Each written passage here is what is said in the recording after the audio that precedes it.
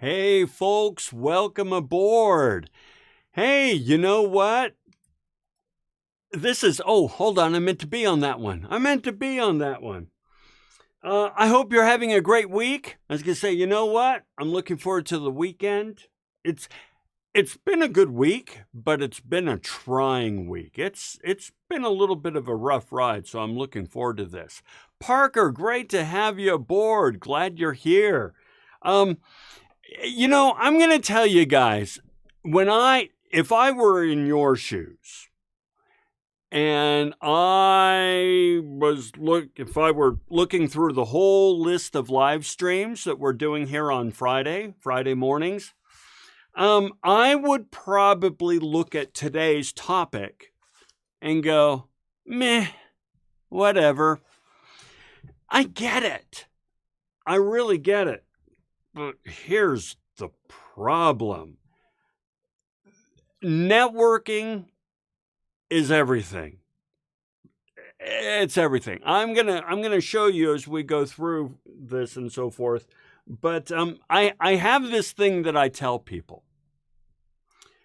I say, when it comes to getting a job, it's not what you know, it's who you know. Now, that's nothing new. You've heard that before.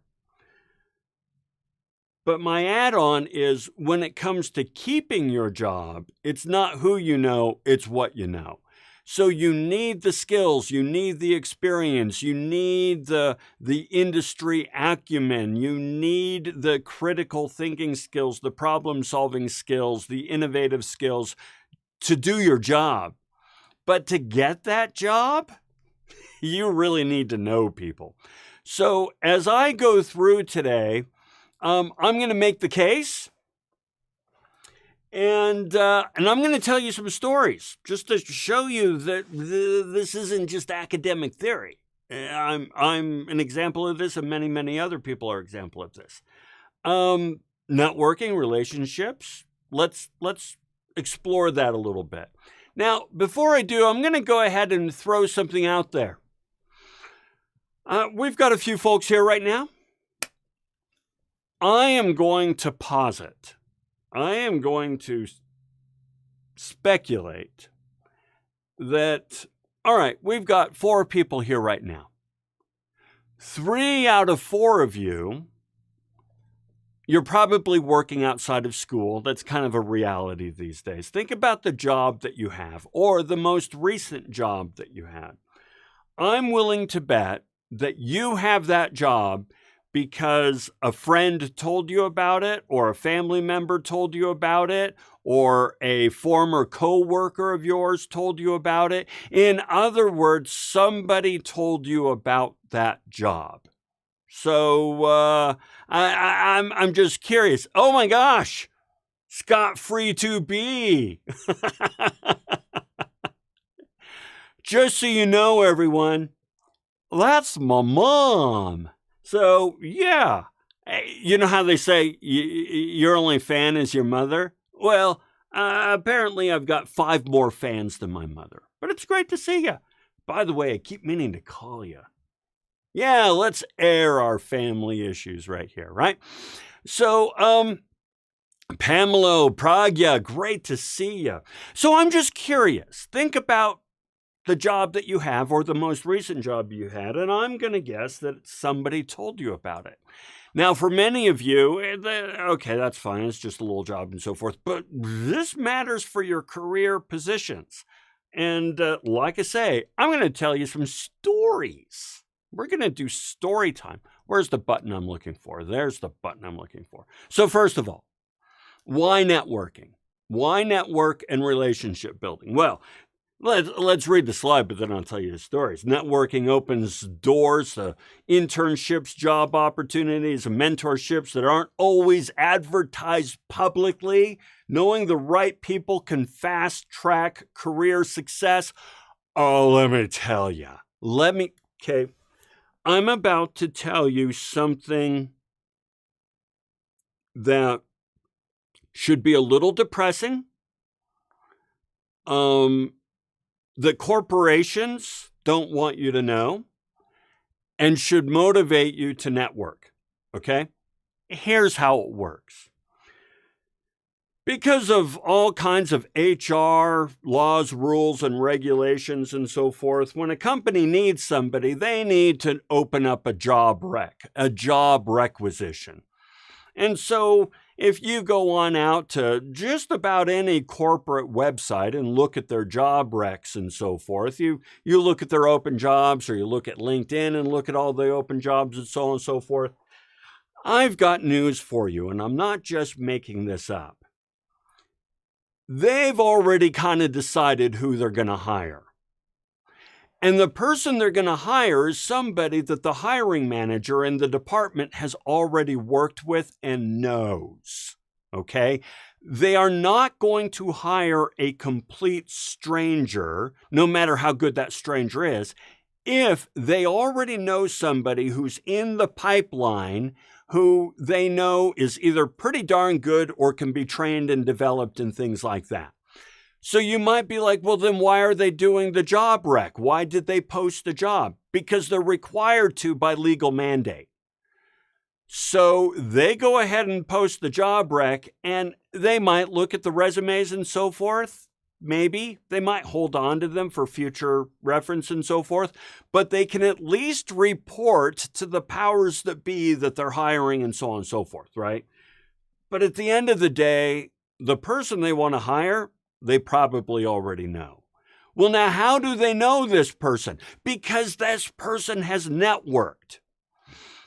I know this because I have been the person that they hired when they opened a job rec. In fact, people, I'm not making this up. I helped write the job rec. All right? They wanted to hire me. They had to open a job rec. And so they said, Lon, write the job rec that we can use to hire you. This is not a one-off thing. This is standard practice in many, many, many industries. Furthermore, I have hired people who I said, I'm going to hire you, help me write the job rec. Now, you could go ahead and get upset and say it's not fair and yada yada, and that's great. You let me know how it works out. Or you can network. You can be the one who's writing your own job rec. So yeah, career opportunities up the wazoo. All right, next one. Access to knowledge, building relationships with professors, professionals, and other peers. Access to information, advice, resources, things like this. So I'll tell you another story. I was applying for a job. I didn't get this one, but I was applying for a job at a company where I knew somebody who worked there. And I knew that this person was kind of an insider, kind of knew things and so forth. So I set up a lunch, I paid, and said, hey, tell me about the department, tell me about the hiring manager, tell me about the skill sets they're looking for, tell me about this, and this, so that I could get an insider's point of view. Now, this person was not the hiring manager. They weren't even part of the department, but they know things, right? He drank beer and knew things. Actually, he didn't drink beer. But the point is, I had access to insider knowledge about the job and the department and the manager because I knew this person. This is really good. By the way, like I say, I didn't get the job. Somebody else did. The person who got the job was amazing and awesome, and they were the right person to hire. So you know what? It always turns out right in the end. All right. Another reason you want to network, and I hope I've already shown you that networking isn't just a nice to have. You really need this. By the way, Ameti says, summary so far, most companies, when they post jobs, they already have their guy. They do it for legal requirements. Solution network. Mwah. French chef's kiss. Perfectly put. This is important stuff. Like I said at the beginning of the live stream. If I were just perusing possible live streams to watch, I probably would not have chosen this one, and to my detriment. Okay, next one. Skills development. Networking helps students and anybody develop critical interpersonal skills like communication, active listening, relationship, and so on and so forth. Here's the thing, and this is something I struggle with, folks. I'm going to just kind of confess to you a moment, all right? I come across as a very confident, self-assured, intelligent, capable person. I come across as that. That's because I'm in this room all alone and I'm the smartest person in the room. But when I'm with other people and I'm at networking events and so forth, I get really uncomfortable. I was at an event yesterday and everybody at the event are my peers, but I was uncomfortable. I don't know how to communicate when I'm networking. I don't know I don't know what I'm doing. All right. And by the way, I'm like 59 years old and a professional. You'd think I know what I do. You know what? It's always a work in progress. So don't discount the idea that learning how to communicate and how to build a rapport with people who are a few tiers up from you. And this is something I really don't like about myself. I get weirdly starstruck when I come across a CEO or a top executive or like a movie star or something like that. I get stupid.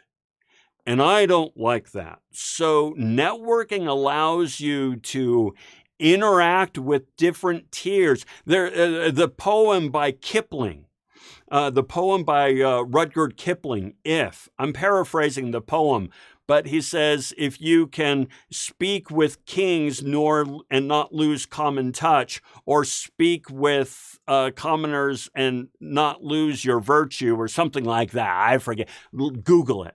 The point is, you get to learn how to communicate at different tiers. This is something I struggle with, something that you can benefit from if you do it. Okay, let's keep going. Build a support system. Holy hell yes. Okay, networking creates a community of peers and professionals who offer support, encouragement, and so on and so forth. Guys, you're going to lose your job, be laid off, be made redundant, be fired many, many, many times in your career. It's okay. It's normal. It's really normal. Way gone are the days that we would have, lifetime loyalty to a company and so on and so forth. Companies are always having to make staffing decisions, whether good or bad, and you're going to lose your job. You want your network then, okay? Now, by the way, one of the things that LBJ, something Johnson, President Johnson, back in the day, I forget what LB is. Anyway, Lyndon B. Johnson? Yeah. Hey, Rihanna. One of the things he said as a politician, he says, the time to make friends is when you don't need them. Well, the time to network is when you don't need a network. But there's going to be a time that you need that network to learn about what's going on, to commiserate together and to support one another and so forth. I am part of several networks that, gosh, we've been together now for holy hell, going on to 15 years. And we have all gone through the stages of losing a job, looking for a job, being demoted, being promoted, and that network has really, really helped us out. Okay.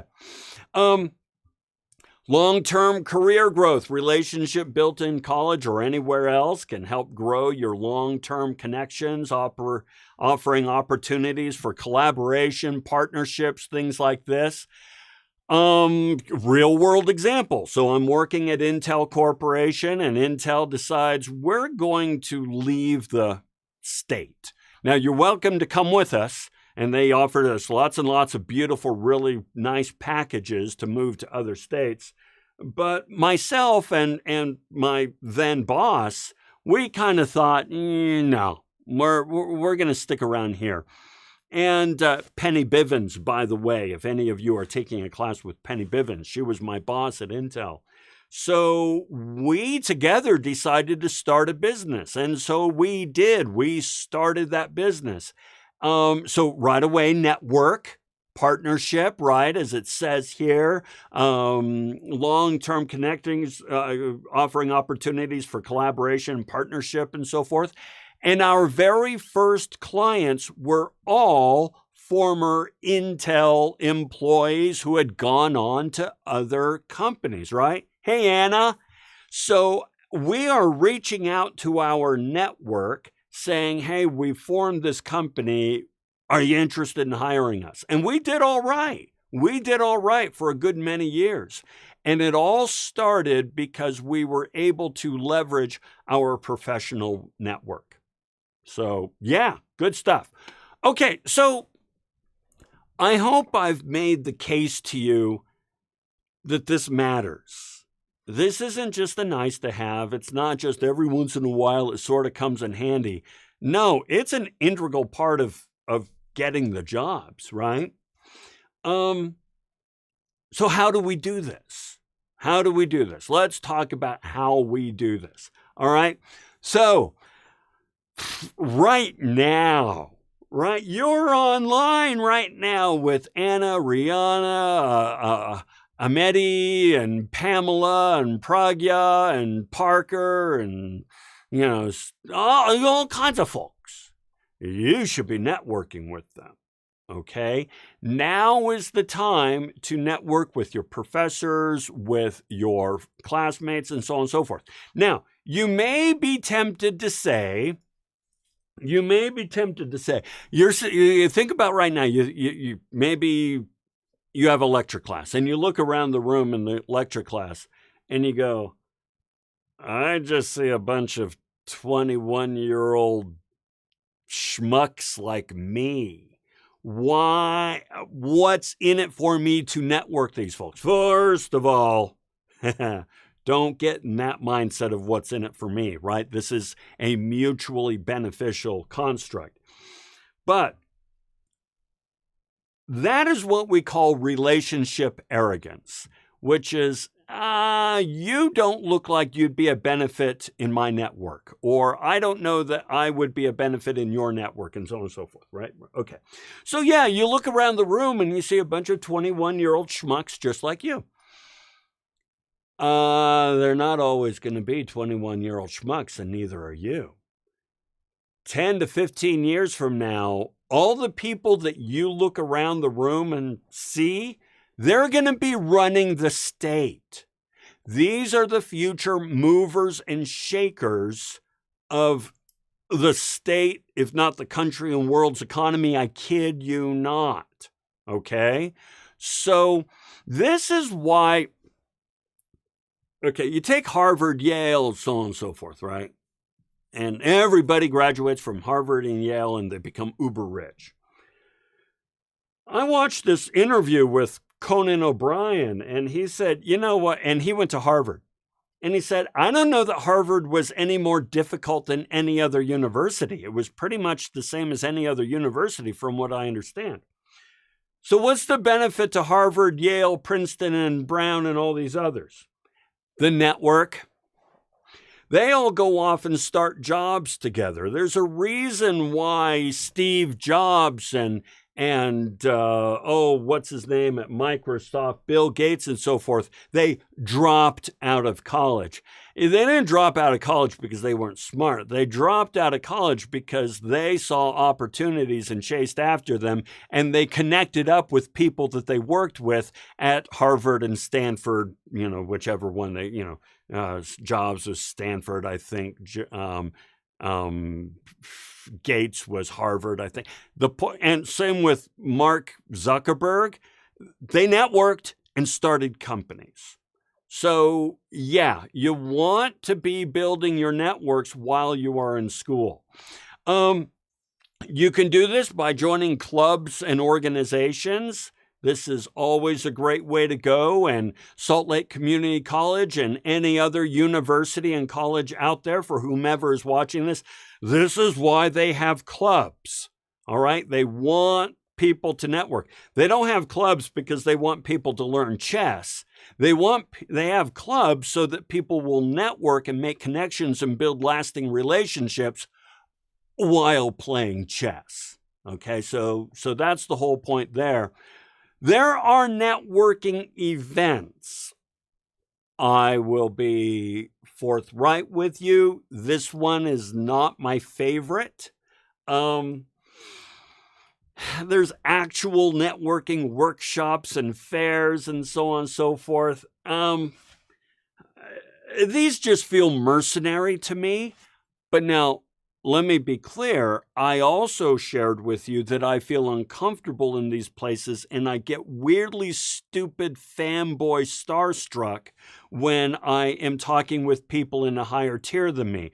Not a personality trait I appreciate of myself. So I don't like these sort of events, but it's not because of the event's fault. It's because I lack the competencies to excel in these events. If you have good communication skills, good interpersonal skills, good listening skills, and good empathy and relatability skills, like we talked about 7 slides ago, then these things are for you. Okay? So just tossing that out there. Social media, absolutely. And this is kind of a brave new world when it comes to really good, lasting relationships. But I've developed great relationships through social media. I know for a fact that kind of the early adopters of social media and YouTube and so forth, you've got people like Hank Green and so on, who started VidCon and Crash Course and so forth. Some of his closest relationships are through social media. Hell, Wheezy Waiter married somebody through through social media, his wife China. So, and then you got LinkedIn. I absolutely emphatically implore, whatever phrase you want to use, please connect with me in LinkedIn. Okay? I'm going to be here for a good long while. I'm a long way from retirement, and I can help in your careers, and I can help with my network and as you build your career. So get with me in LinkedIn, get with me in my newsletter, get with me and, well, I'll show you other things you can do with me and so forth. But yeah, this is a good way to go. Volunteer work, intern work, always a great option. This is internships, by the way, just so you know, they're basically a way for a company to test drive an employee. When I worked for Intel, I had many, many interns. And it was just really a way for me to say, all right, you're my intern for 3 months. I'm going to watch you work. And then after 3 months, I would decide, gosh, do I want to offer you a job after you graduate? Or do I want to just let you go your way? I've hired many interns. So this is a great way to get your foot in the door and to network with other people. By the way, I also know folks who interned for a job, did not end up working there, but the relationships that they created at that job helped them later on down in their careers. Look for mentorships. Okay. Gosh, someday I ought to do a different video just dedicated to mentorships. But reach out to people in your field, in your chosen profession, and ask for guidance and so forth. Now, there's a whole way to do this, and I'm not going to go into the details in this live stream. Like I say, I ought to cover this in a separate stream. But you can actually reach out to people in some fairly influential positions. And if you reach out to them in the right way and in the right spirit, they'll be willing to help you. Okay?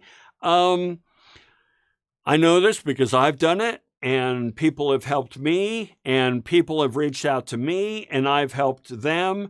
It's all about reaching out in the right way, in the right spirit. So more about that later, I guess. But, consider this.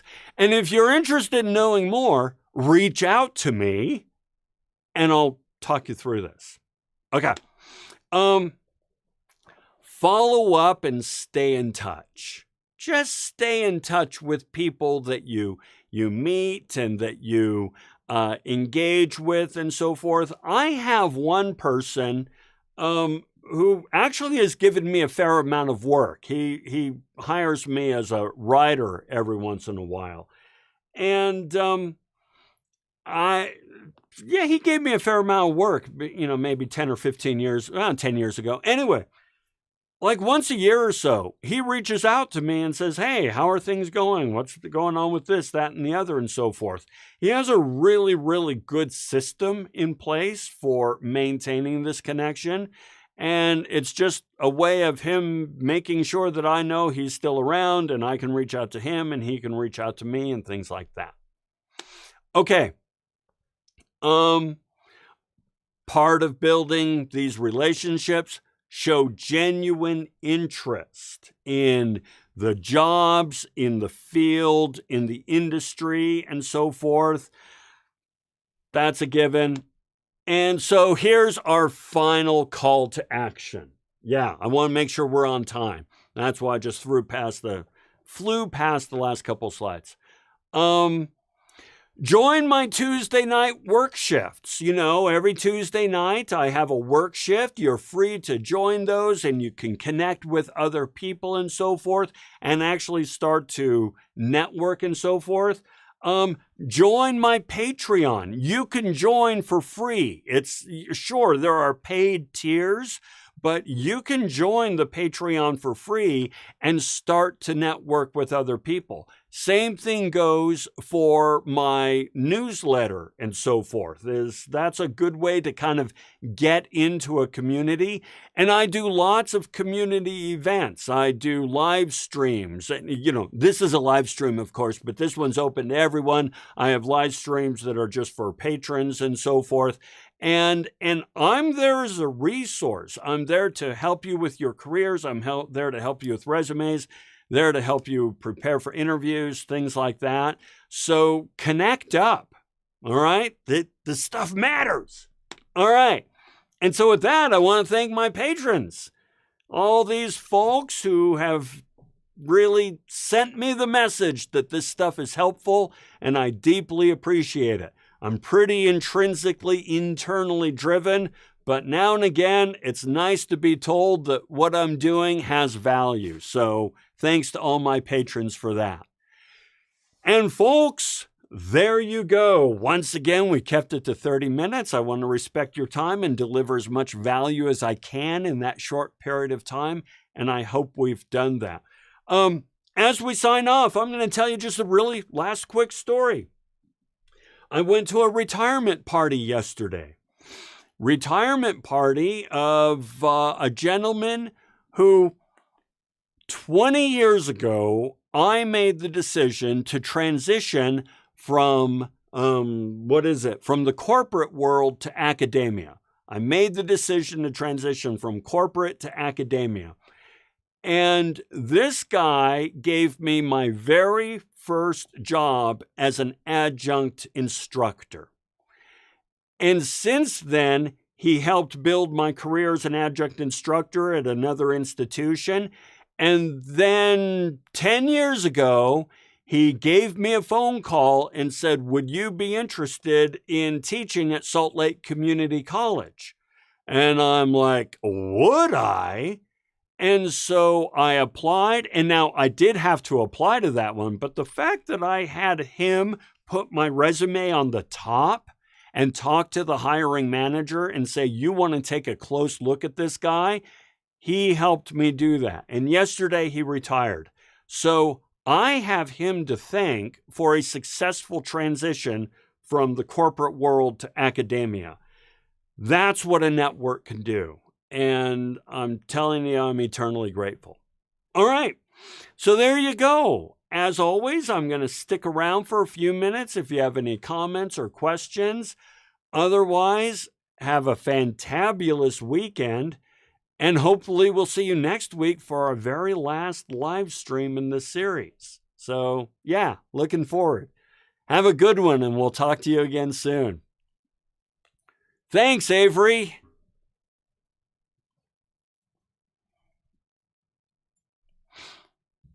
Thanks, Parker. We'll see you later.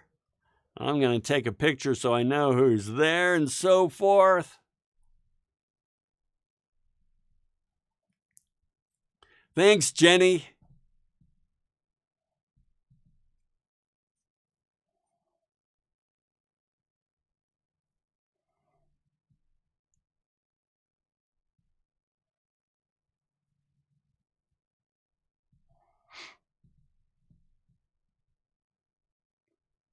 I'm glad to hear that, Malika. I think that's how it's pronounced. Malika? Malika? Is that it? I'm glad to hear that. Thank you. That makes me feel good. We'll see you, Rihanna. Wrong way. We'll see you, Pamela.